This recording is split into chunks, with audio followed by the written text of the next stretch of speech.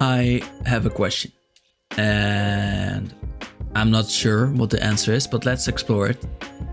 I wonder, does the Sun Empire know shadow magic?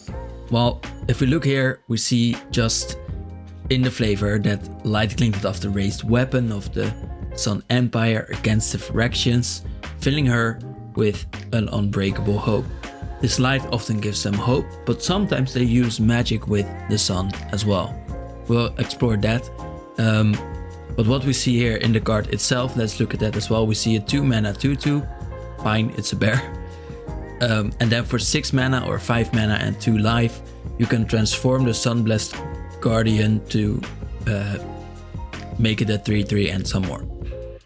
In the art, which is interesting, we see already this sort of Phyrexian sign here, which is, I think, very smart in the shadow. So we kind of have to remember that. Then next card. The Sun Empire is divided in 3 colors. So it is white, it is green, it is red.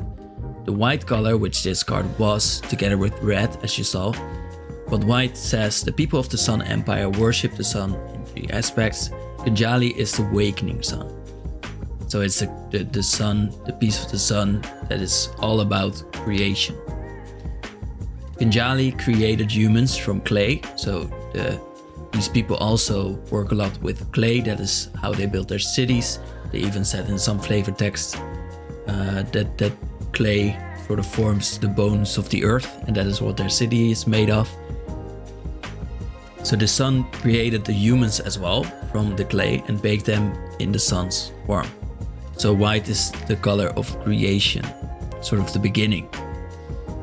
By the way, I found this one to be the closest to the magic that they use here. This is summoning elementals.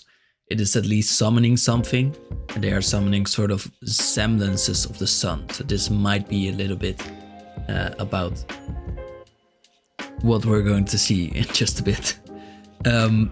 Sheltering Light shows us the first piece of magic that they actually use, because I believe we see here a bit of a piece of shield magic, so that is something that they can do.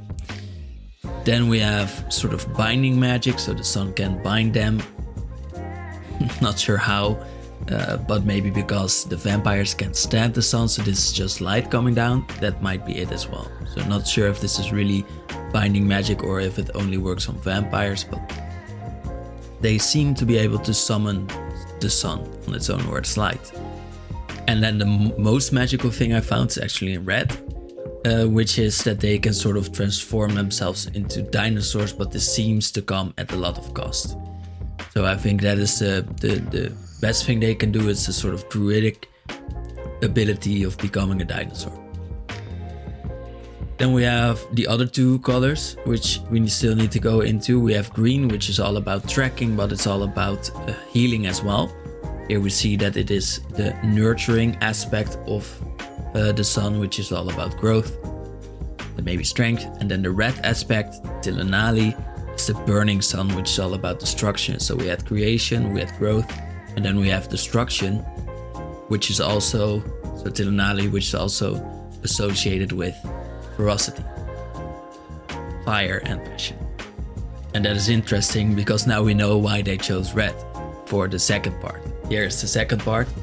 You can see here, it finishes the flavor text with, but even the unbreakable can be reshaped. And the name is Furnace Blessed Conqueror. So it's Furnace Blessed because, of course, the furnace is behind this completion, as you can sort of see as well. And Urabrask, of course, loves this aspect of the sun, which is all about ferocity, fire, and passion. He is all about that too. So it's logical that we see this red part of the Phyrexians being joined with that white part that we saw before. But the most interesting thing that I saw is that the shadow of this person, which is what they fight against, what the Sun Empire fights against, which is darkness, has been turned into gold. Not clay, it is gold. So that's interesting. It's not clay, it's gold. So clay is what they revere from the earth, from their aspect, from their religion almost. And it seems like this is not something they can do on their own, but maybe it is, and I wonder.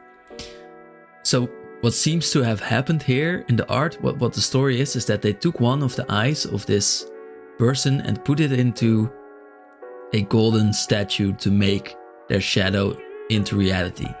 And this could be, I feel, two things.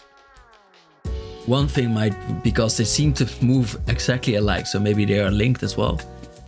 One thing this might be is that the Phyrexians did this and they made the whole statue as a sort of mockery of the will of the people of the Sun Empire, but that does not seem like something the furnace would do.